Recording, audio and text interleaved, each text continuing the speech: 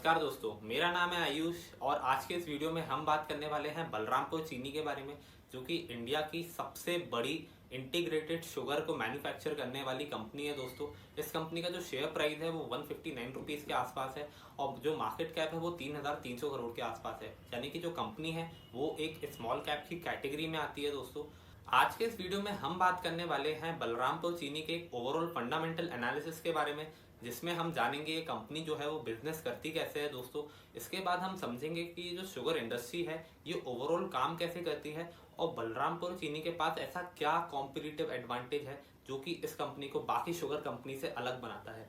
इसके बाद दोस्तों हम जानेंगे कि ये जो कंपनी है वो रेवेन्यूज़ कहाँ से कमा रही है। बिजनेस को समझने के लिए रेवेन्यूज़ का नॉलेज होना हमें बहुत ज़रूरी है। उसके बाद हम देखेंगे इनके नेट प्रॉफिट मार्जिन्स कैसे हैं। फिर मैं आपको बताऊंगा कि ये जो कंपनी है दोस्तों ये फंडामेंटली कैसी है, ये जो कंपनी है इसमें इन्वेस्ट करना सही होगा कि नहीं होगा। इसके बाद मैं आपको वैल्यूएशन बताऊंगा। वैल्यूएशन में हम देखेंगे दोस्तों क्या कंपनी सस्ती है या महंगी है। यही सारी चीज़ों का हम डिस्कशन करेंगे इस वीडियो में और लास्ट में मैं आपको बताऊंगा कि क्या बलरामपुर चीनी में अभी कोई शॉर्ट टर्म बाइंग है कि नहीं। तो इन्हीं सब चीज़ों का हम डिस्कशन करने वाले हैं इस वीडियो में। दोस्तों, please like to this video and subscribe to our channel अगर आपको हमारा कंटेंट पसंद आता है तो। चलिए दोस्तों, बलरामपुर चीनी के हम बिजनेस मॉडल को समझते हैं। अब आप सभी लोग जानते हैं कि जो बलरामपुर चीनी है ये शुगर मैन्युफैक्चर करती है, तो जाहिर सी बात है कि शुगर बेच के ही इनका मोस्ट ऑफ द रेवेन्यू आएगा। अगर हम इनके रेवेन्यूज़ की तरफ एक नज़र डालें तो आप यहाँ पे अपनी स्क्रीन के ऊपर देख सकते हैं कि 81% जो रेवेन्यू है वो शुगर को सेल करके आ रहा है। इसके अलावा लेकिन जो अदर सोर्सेज हैं, जैसे कि आप देख सकते हैं कि जो 10% रेवेन्यू है वो डिस्टिलरी के सेगमेंट से आ रहा है। अब दोस्तों, आप सभी को पता है कि जो शुगर है वो शुगर केन से बनाई जाती है, यानी कि जो गन्ना है उसकी क्रशिंग करके जो उससे रस निकाला जाता है उसी से शुगर बनाई जाती है। तो दोस्तों, ये जो गन्ने का रस होता है इससे जो शुगर कंपनीज है वो इथेनॉल और जो इंडस्ट्रियल अल्कोहल है उसको भी जनरेट कर सकती हैं।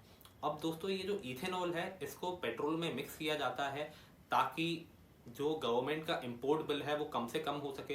तो जो ऑयल मार्केटिंग कंपनीज हैं जैसे कि BPCL, HPCL, Reliance industries limited, तो ये सारी जो भी कंपनीज हैं ये इथेनॉल खरीदती हैं इन शुगर कंपनीज से। और बलरामपुर चीनी जो है दोस्तों वो अपना 10% का जो रेवेन्यू है वो इथेनॉल बेच के कमाती है इन ऑयल मार्केटिंग कंपनीज को।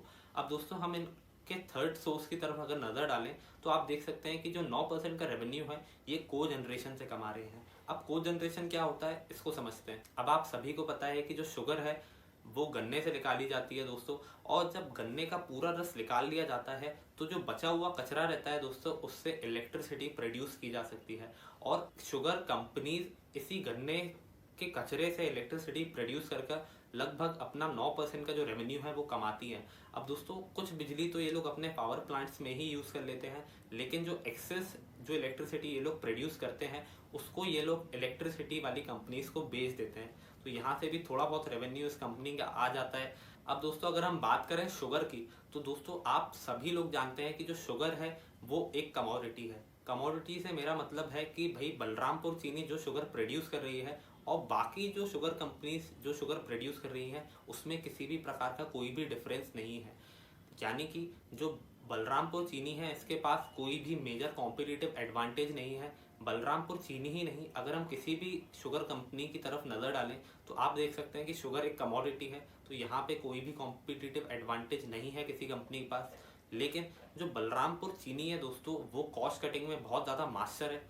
अब जैसा कि आप लोग अपनी स्क्रीन के ऊपर देख सकते हैं कि बलरामपुर चीनी के 10 प्लांट्स हैं, शुगर प्लांट्स उत्तर प्रदेश के अंदर, और आप सभी लोग देख सकते हैं कि ये 10 के 10 प्लांट उत्तर प्रदेश में। अब ऐसा क्यों है ये समझते हैं। दोस्तों, जो उत्तर प्रदेश है वहाँ पे इंडिया की सबसे ज़्यादा शुगर प्रोड्यूस की जाती है। फिर उसके बाद महाराष्ट्र आता है जहाँ पे शुगर प्रोड्यूस की जाती है किसानों के द्वारा। अब दोस्तों, बलरामपुर चीनी ने अपने सारे प्लांट्स उत्तर प्रदेश में इसलिए लगा के रखे हैं ताकि किसानों से ये गन्ने को जल्दी खरीद पाएँ और उससे जो है शुगर और बाकी जो भी चीज़ें बनाते हैं वो बना पाएँ। तो यहाँ पे दोस्तों इसी वजह से जो बलरामपुर चीनी है ये काफ़ी कॉस्ट एफिशिएंट है अगर हम बाकी शुगर कंपनी से इसकी तुलना करें तो ये इसका कॉम्पिटिटिव एडवांटेज है मेरे ख्याल से। अब दोस्तों, अगर हम इंडिया के अलावा बाकी शुगर प्रोड्यूसिंग नेशंस की बात करें तो ब्राज़ील एक ऐसा देश है जहाँ पर दुनिया की सबसे ज़्यादा शुगर प्रोड्यूस की जाती है। तो दोस्तों, अगर ब्राज़ील में ज़्यादा शुगर प्रोड्यूस होती है तो इसका जो इम्पैक्ट है वो ग्लोबल शुगर प्राइसेस पे बहुत नेगेटिवली पड़ता है, और इंडियन जो शुगर कंपनीज हैं उनको कभी कभी लॉसेस फेस करने पड़ सकते हैं। तो हमें हमेशा ब्राज़ील के जो भी प्रोडक्शन लेवल हैं उनको चेक करना चाहिए अगर आप शुगर कंपनी को ट्रैक करना चाहते हैं तो। और ब्राज़ील में अगर प्रोडक्शन कम हो रहा है या ज़्यादा हो रहा है, इन दोनों चीज़ों को जो इफेक्ट है वो बलरामपुर चीनी पर नेगेटिवली या पॉजिटिवली पड़ सकता है। अब दोस्तों अगर हम बात करें इस कंपनी के फाइनेंशियल स्टेटमेंट्स की, तो आप यहाँ पे देख सकते हैं कि बाय 2020 में जो रेवेन्यूज है वो 4,700 करोड़ के आसपास है। वहीं इनका जो नेट प्रॉफिट है वो 519 करोड़ के आसपास है। लेकिन अगर हम FY 2019 को देखें तो यहाँ पे रेवेन्यू सिर्फ और सिर्फ 4,300 करोड़ के हैं, लेकिन जो प्रॉफिट्स हैं वो बढ़ गए हैं पिछले FY 2020 के मुकाबले। यहाँ पे जो FY 2019 के जो प्रॉफिट्स हैं वो 575 करोड़ हैं, जो कि FY 2020 के फिगर से ज़्यादा हैं। तो अगर हम दोस्तों इस कंपनी के रेवेन्यू और नेट इनकम को ध्यान से देखें तो आप देख सकते हैं कि यहाँ पे रेवेन्यूज और नेट इनकम में बहुत अनस्टेबिलिटी है। यानी कि सेल्स कभी ज़्यादा हो रही है, कभी कम हो रही है, कभी प्रॉफिट्स बढ़ रहे हैं, कभी प्रॉफिट्स घट रहे हैं। तो ये अनस्टेबिलिटी जो है दोस्तों, ये नहीं होनी चाहिए किसी भी कंपनी में।